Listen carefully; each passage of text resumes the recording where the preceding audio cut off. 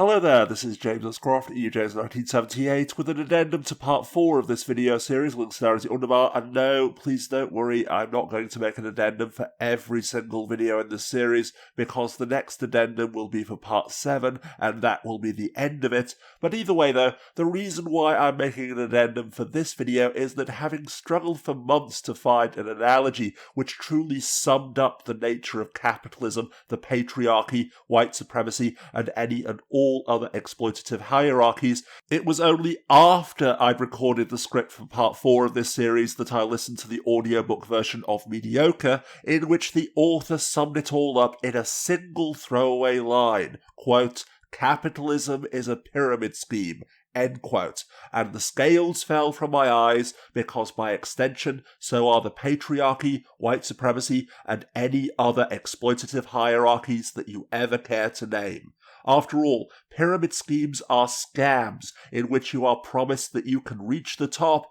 and reap all of the rewards, but only if you exploit enough people below you. However, the pyramids are rigged so that all of the benefits flow to the top, that no matter how hard you work or how many people you exploit, you're only ever really working for the benefit of the people above you. Of course, you are told that if you're not benefiting from the system, then it's because you're not working hard enough, by which they only ever mean exploiting the people below you hard enough. So if you've bought into the scheme, then you buckle down and work 10 times as hard, all while dutifully ignoring the fact that for every dollar you make, the person at the top of the pyramid makes $1 million. So indeed, as far as I can tell, the only difference between capitalism, the patriarchy, white supremacy, and what have you, and the smaller pyramid schemes that scam artists try to make us buy into on social media, is that while all pyramid schemes are doomed to collapse the moment that they run out of people to exploit, having been created centuries, or in the case of the patriarchy, millennia before any of us were even born,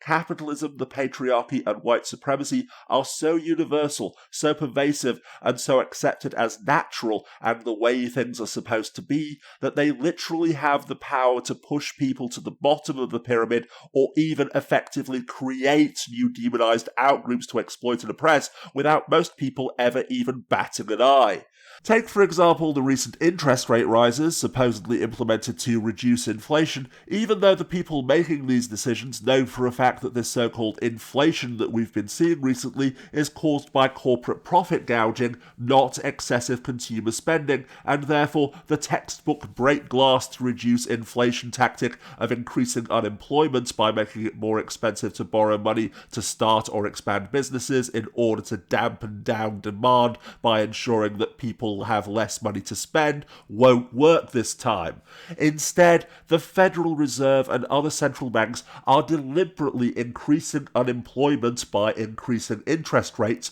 because employers are still seething about the fact that in recent years the stinking plebs have gotten a little too uppity and stopped begging to take exploitative jobs, reasoning that since too many people are employed, the unwashed masses no longer live under the constant threat of being fired and replaced by someone who's desperate enough to work for lower pay. The purpose of black conservatism is to ensure to the right flank of capital, the conservative flank of capital, and the American body politic that capitalism fails black people because black people are culturally or biologically defective. In other words, the goal of conservatism is to disabuse the notion that black people, like liberals, act like black people need help. Conservatives state that black people need no help. What I'm saying is that capitalism is a system that requires surplus redundant labor. What does that mean? It's a fancy word to say is that capitalism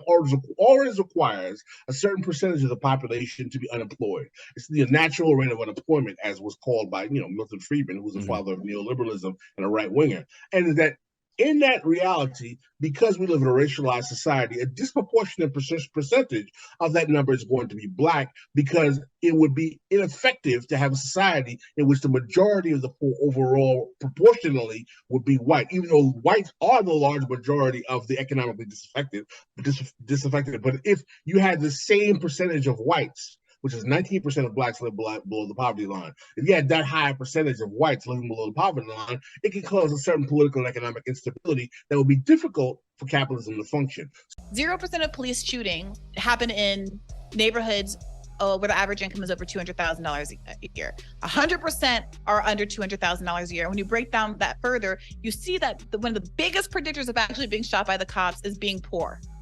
or low income, being in a poor community. Okay. So not to say that obviously Black people aren't disproportionately targeted by the police and disproportionately victims of excessive force, but it's also true that Black people are disproportionately poor and low income. You can't disentangle these things, and people who want you to try are ops because they know that nothing good comes from it, because ultimately for Black people who are a small minority of this country as well, to be able to have the political capital to make the kind of change to the police force, to our economic system that is structured in a way to have a permanent underclass of about 10% of people, and look who just happens to be 10% of the country, you are going to have to figure out a way to build a political coalition that can get 50 plus 1% of the vote. And likewise, having proven conclusively during the pandemic that houselessness is a political choice, that governments can literally end houselessness overnight if they have the political will to do so, the only reason why houselessness still exists is for the same exact reason of keeping an artificially created outgroup at the bottom of the pyramid as a constant threat to the stinking plebs near the bottom, a constant reminder that if they get too uppity and start demanding too much, then they can be, quote, replaced in a heartbeat and end up at the bottom as well. Indeed, since it is totally dependent on having a constant supply of people to exploit, when everyone is already in the pyramid scheme, the only real threat to its continued existence is people leaving, not the ever-dwindling pool of gullible saps who are willing to buy into it. The system doesn't want his legacy to be a foundational part of the Black political consciousness. They don't want Nas writing bars about Stokely Carmichael, because then the bars would have to be critical of capitalism and colonialism and the American war machine and the Black bourgeoisie. That is dangerous to the status quo. What they want is Farrakhan speaking about liberation through Black economics and posing with Ice Cube. They want the aspirational image of Black men in suits and Black women in dresses, codifying a white gender aesthetic that has never really been made with Black people in mind. They want us to promote the idea that Black capitalism is Black America's salvation, and that real change comes from somehow working within the system that we all have already established is built not to work for us. So when the illusionary carrot of promised reward ceases to be effective, as it becomes impossible to ignore the fact that the only people really benefiting from it are the ones above you, the people at the top of the pyramid stoke and exploit the innate fear of being pushed or pulled down to the bottom, of the uppity inferiors taking your place in the hierarchy, which I mentioned in part 1, inciting fear and thus anger at and hatred of this perceived but entirely invented and artificial threat, which rekindles the desire to be a part of the pyramid scheme by instilling the desire to exploit and oppress that inferior outgroup out of spite. And once again, the perfect example of this, which I explored in great detail in part 3 of this series, is that faced with generations of cisgendered women who refuse to be exploited anymore, the patriarchy has effectively invented the boogeyman of the trans woman to frighten self-proclaimed radical feminists and other transphobic cis women into reducing themselves to their sex organs again and allowing the patriarchy to continue to exploit and oppress them just as long as it exploits and oppresses trans women a little harder. The idea that trans women take something from cis women just makes no sense to me. I'm a cis woman and my self-worth isn't invalidated by other people being equal to me because my self-worth isn't based in feeling better than other people. As far back as you go, the opposition has always pushed the idea that if you give a group rights, they will become dominant. The same thing happened with civil rights for Black people. Oh gosh, it's just a matter of time before they enslave us. Or women's liberation, there were calls that they were gonna force housewives to work and make men go to the kitchens. It's such lazy fear-mongering and somehow it works. I can tell you right now, I would rather share a female space with a trans woman than a transphobic cis woman. That's my hot take Saturday. And on the flip side of this coin as well, as I explained at length in part 4 of this series, the rise of feminism has made countless insecure men feel so terrified of being emasculated that,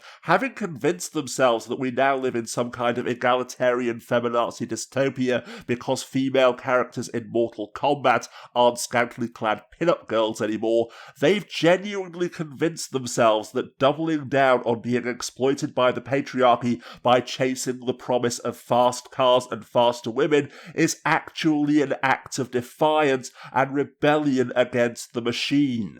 Men say that they're escaping the matrix by getting rich and pulling bad bitches. My brother in Christ, that is the very incentive that the matrix uses to keep us participating.